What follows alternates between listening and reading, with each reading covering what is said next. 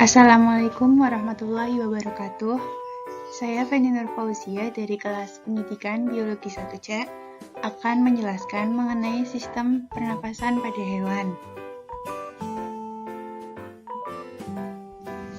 Sistem respirasi memiliki fungsi utama untuk memasuk oksigen ke dalam tubuh serta membuang karbon dioksida dari dalam tubuh. Pada respirasi dikenal dua istilah, yaitu respirasi eksternal dan internal. Pengertian respirasi eksternal sama dengan bernafas, sedangkan respirasi internal adalah proses penggunaan oksigen oleh sel tubuh dan pembuangan sisa metabolisme sel yang berupa karbon dioksida. Alat respirasi adalah alat atau bagian tubuh tempat oksigen berdifusi masuk dan sebaliknya karbon dioksida dapat berdifusi keluar. Alat respirasi pada hewan bervariasi antara hewan yang satu dengan hewan yang lain.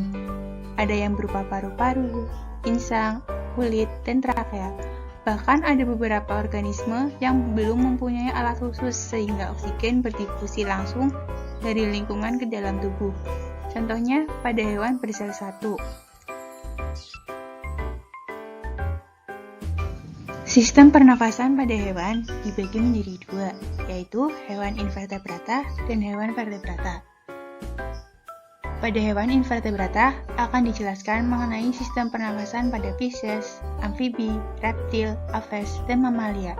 Sedangkan pada hewan vertebrata akan dijelaskan mengenai sistem pernafasan pada Porifera, Coelenterata, Platyhelminthes, Nemathelminthes, Annelida, Mollusca, dan Arthropoda. Yang pertama, saya akan menjelaskan mengenai hewan invertebrata. 1. Porifera. Hewan porifera tidak mempunyai alat atau organ pernafasan khusus. Sistem pernafasan pada porifera masih sangat sederhana. Air yang mengandung oksigen terlarut masuk melalui pori-pori tubuhnya. Selanjutnya, oksigen masuk melalui sel-sel permukaan tubuhnya, yaitu koanosit secara difusi. Di dalam mitokondria pada sel koanosit, oksigen digunakan untuk mengurai molekul organik menjadi molekul anorganik yang disertai pelepasan karbon dioksida. Selanjutnya, molekul-molekul karbon dioksida yang terlarut dalam air akan bergerak berlawan arah menuju membran sel dan keluar menuju spongosol. Air dalam spongosol digerakkan oleh flagellum sel koanosit dan mengalir keluar melalui oskulum. 2. Coelenterata. Hewan coelenterata tidak mempunyai organ khusus untuk pernapasan. Pada coelenterata, pertukaran gas terjadi secara difusi pada sel di luar permukaan tubuh yang bersentuhan dengan air. Pada pernapasannya, coelenterata memiliki alat bantu berupa lekukan jaringan yang terdapat pada gastrodermis, disebut siphonoglypha.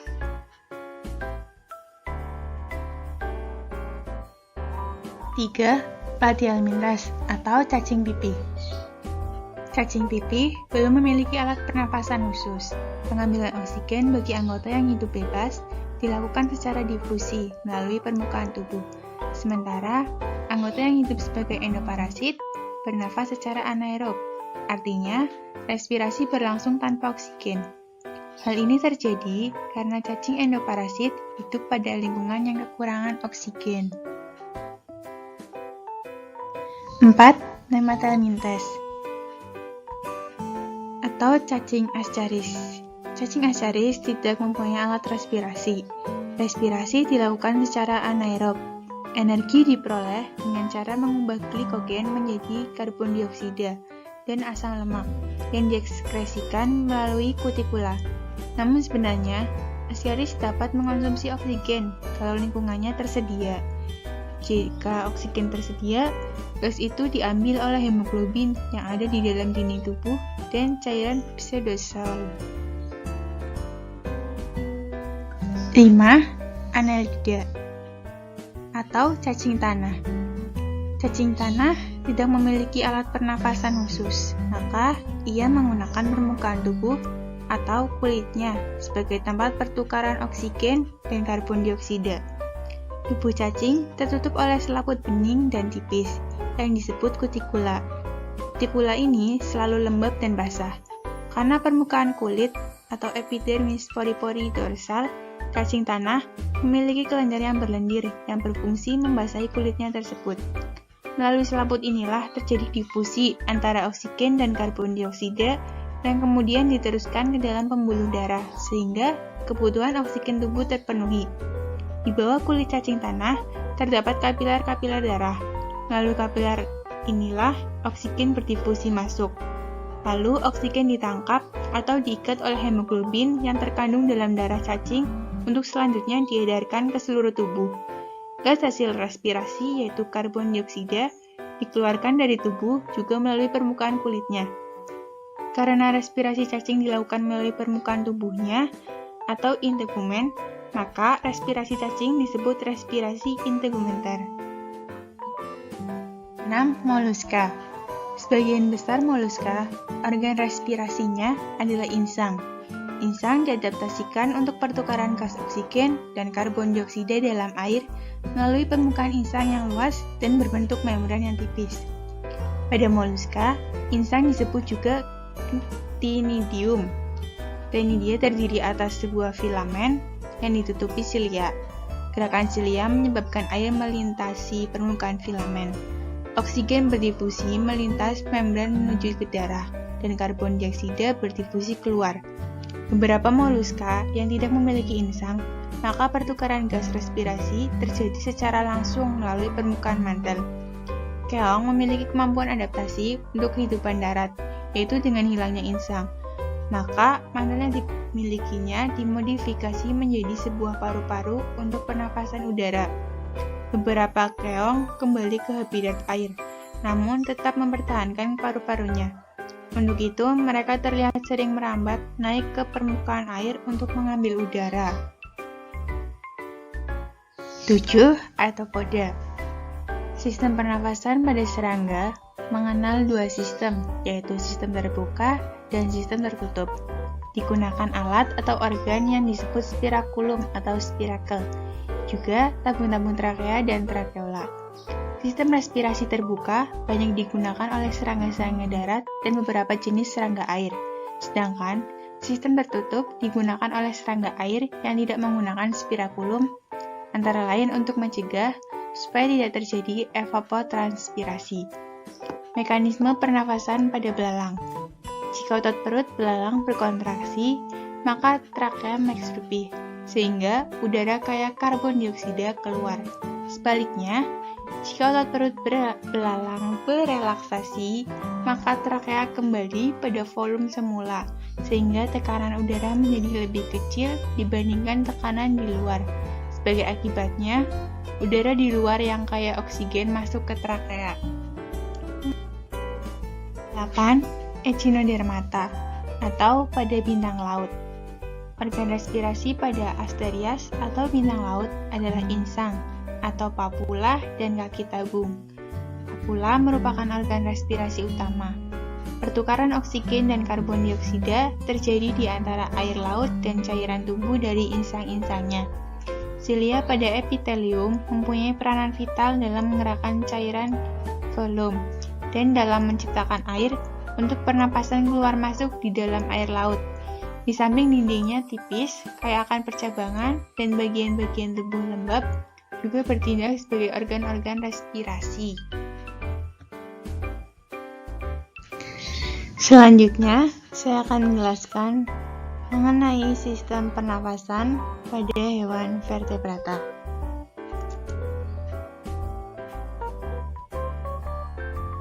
1. Sistem pernafasan pada fishes atau contohnya adalah ikan. Sebagian besar ikan menggunakan alat pernafasan yang berupa insang. Ikan bernafas pada insang yang terdapat di sisi kanan dan kiri kepala. Bagian-bagian dari insang adalah 1. Tutup insang atau operculum. Hanya terdapat pada ikan bertulang sejati. Sedangkan pada ikan bertulang rawan tidak terdapat tutup insang. Operculum berfungsi melindungi bagian kepala dan mengatur mekanisme aliran air sewaktu bernafas. Yang kedua, membran branchiostega atau selaput tipis di tepi operculum. berfungsi sebagai katup pada waktu air masuk ke dalam rongga mulut. Yang ketiga, lengkung insang atau arcus branchialis sebagai tempat melekatnya tulang tapis insang dan daun insang, mempunyai banyak saluran-saluran darah dan saluran syaraf. Yang keempat, tulang tapis insang berfungsi dalam sistem pencernaan untuk mencegah keluarnya organisme makanan melalui celah insang. Yang kelima, daun insang. Daun insang berfungsi dalam sistem pernafasan dan peredaran darah, tempat terjadinya pertukaran gas oksigen dan karbon dioksida. Yang keenam, lembaran atau filamen. Insang berwarna kemerahan. Yang ketujuh, saringan insang atau tapis insang berfungsi untuk menjaga agar tidak ada benda asing yang masuk ke dalam rongga insang. Mekanisme pernafasan pada ikan. Yang pertama adalah fase inspirasi. Terjadi jika air masuk ke dalam rongga mulut ikan. Masuknya air karena dipengaruhi tekanan udara dalam rongga mulut yang lebih kecil daripada tekanan udara di air. Yang kedua adalah fase ekspirasi. Terjadi saat rongga mulut ikan tertutup. Akibatnya, udara masuk ke insang secara difusi. Secara bersamaan, perkulum terbuka. Akibatnya, air mengalir melalui celah insang dan menyentuh lembaran-lembaran insang. Secara otomatis, karbon dioksida dilepaskan oleh darah dan sebaliknya oksigen diikat. 2. Sistem pernafasan pada amfibi. Contohnya adalah katak. Pada katak muda atau berudu, bernafas menggunakan insang karena hidupnya di air. Sedangkan pada katak dewasa, bernafas menggunakan rongga mulut, kulit, dan paru-paru. Selaput rongga mulut dapat berfungsi sebagai alat pernafasan karena tipis dan banyak terdapat kapiler yang bermuara di tempat itu. Selain bernafas dengan selaput rongga mulut, katak bernafas pula dengan kulit. Ini dimungkinkan karena kulitnya selalu dalam keadaan basah dan mengandung banyak kapiler, sehingga gas pernafasan mudah berdifusi. Selain bernafas dengan selaput rongga mulut dan kulit, katak bernafas juga dengan paru-paru. Walaupun paru-parunya belum sebaik paru-paru mamalia. Katak mempunyai sepasang paru-paru yang berbentuk gelembung, tempat bermuaranya kapiler darah. Permukaan paru-paru diperbesar oleh adanya bentuk-bentuk seperti kantung, sehingga gas pernafasan dapat berdifusi. Paru-paru dengan rongga mulut dihubungkan oleh bronkus yang pendek.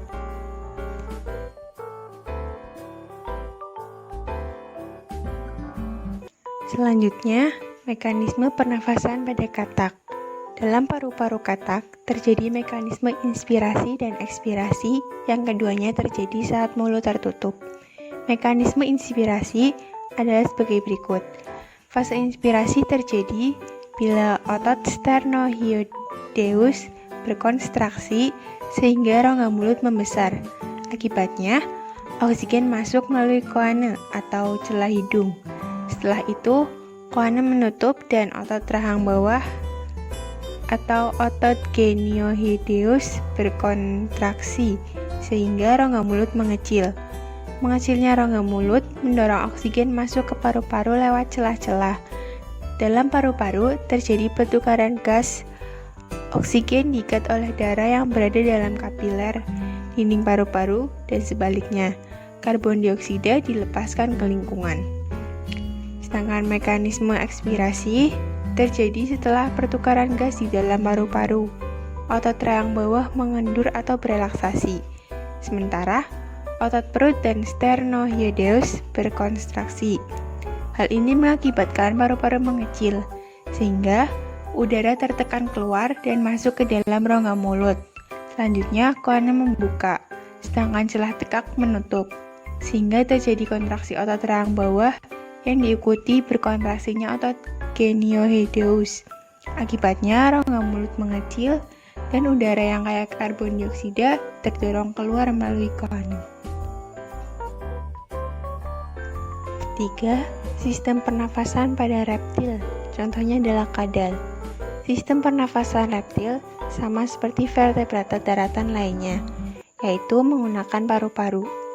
Organ respirasi pada reptil terdiri dari pertama, lubang hidung atau nostril. Udara masuk melalui nostril eksterna, terus menembus pelat yang keras menuju ke nostril interna. Pada reptilia yang hidup di air, terdapat velum, dan kemudian melalui glotis atau lubang di belakang lidah sebagai celah lingua menuju laring. Yang kedua adalah laring, berhubungan dengan trakea yang tersusun atas gelang-gelang rawan. Yang ketiga, trakea, bercabang menjadi dua bronkus yang menuju ke paru-paru. Yang keempat adalah paru-paru. Reptil memiliki paru-paru yang lebih kompleks, memiliki alveolus yang memperluas wilayah pernafasan.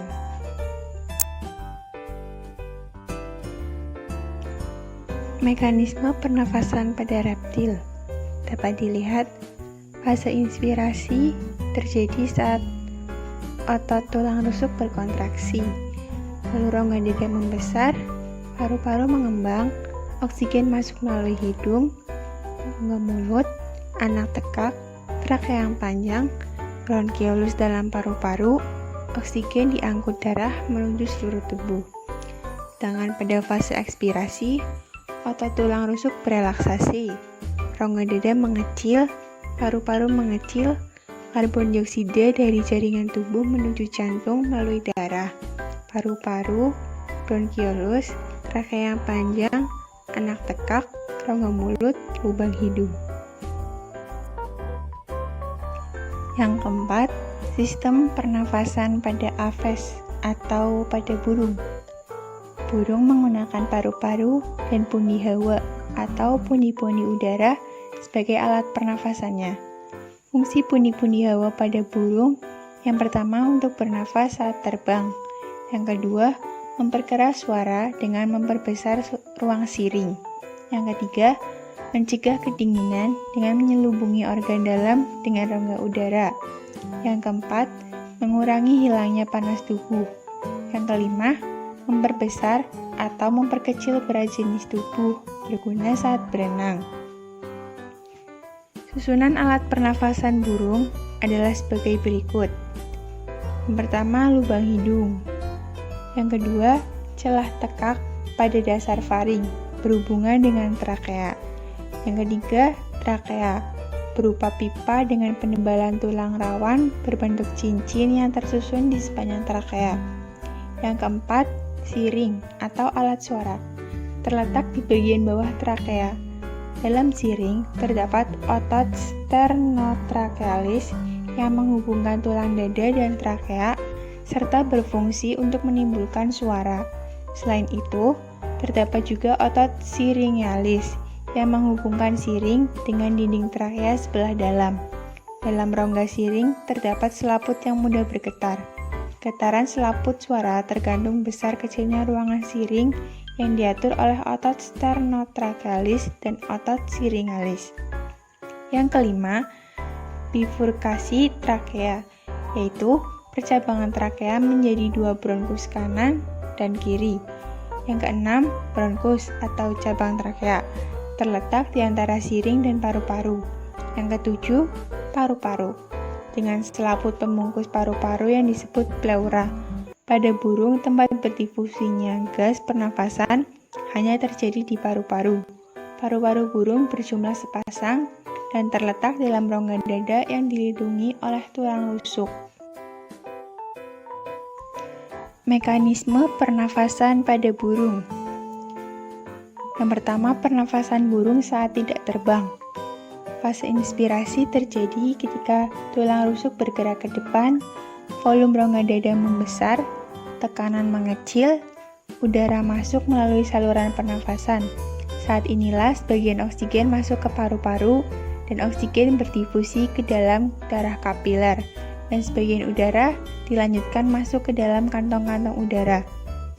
Fase ekspirasi terjadi saat tulang rusuk kembali ke posisi semula. Rongga dada mengecil, tekanan membesar. Pada saat ini udara dalam alveolus dan udara dalam kantong-kantong hawa bersama-sama keluar melalui paru-paru. Pada saat melewati alveolus, Oksigen diikat oleh darah kapiler alveolus, dan darah melepas karbon dioksida. Dengan demikian, pertukaran gas karbon dioksida dan oksigen dapat berlangsung saat inspirasi dan ekspirasi. Yang kedua, pernafasan burung saat terbang. Fase inspirasi terjadi pada saat sayap diangkat, pundi hawa antar tulang korakoid terjepit, sedangkan pundi hawa ketiak mengembang. Akibatnya, udara masuk ke pundi hawa ketiak melewati paru-paru. Terjadilah inspirasi. Saat melewati paru-paru, akan terjadi pertukaran gas oksigen dan karbon dioksida. Fase ekspirasi terjadi sebaliknya, pada saat sayap diturunkan. Pundi hawa ketiak terjepit, sedangkan pundi hawa antar tulang korakoid mengembang, sehingga udara mengalir keluar dari kantong hawa melewati paru-paru. Terjadilah ekspirasi. Saat melewati paru-paru akan terjadi pertukaran gas oksigen dan karbon dioksida.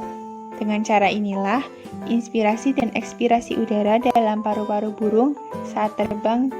Jadi, pertukaran gas pada burung saat terbang juga berlangsung saat inspirasi dan ekspirasi. Yang kelima, sistem pernafasan pada mamalia.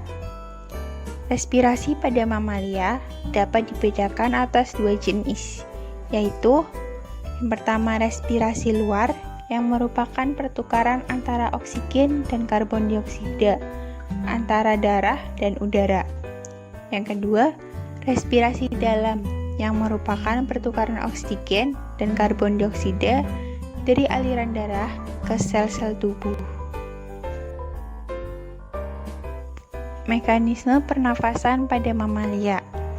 Dalam mengambil nafas ke dalam tubuh dan membuang nafas ke udara dilakukan dengan dua cara, yaitu yang pertama pernafasan dada. Fase inspirasi terjadi saat otot antar tulang rusuk berkontraksi. Tulang rusuk terangkat, paru-paru mengembang, tekanan udara dalam paru-paru mengecil, sehingga udara masuk ke paru-paru. Fase ekspirasi terjadi pada saat otot antar tulang rusuk berelaksasi. Tulang rusuk menurun, paru-paru menyusut, tekanan udara dalam paru-paru membesar, sehingga udara keluar dari paru-paru. Yang kedua, pernafasan perut. Fase inspirasi terjadi pada saat otot diafragma berkontraksi. Diafragma mendatar, paru-paru mengembang, tekanan udara dalam paru-paru mengecil, udara masuk ke paru-paru. Fase ekspirasi terjadi pada saat otot diafragma berelaksasi, diafragma melengkung, paru-paru mengempis, tekanan udara dalam paru-paru membesar, sehingga udara keluar dari paru-paru.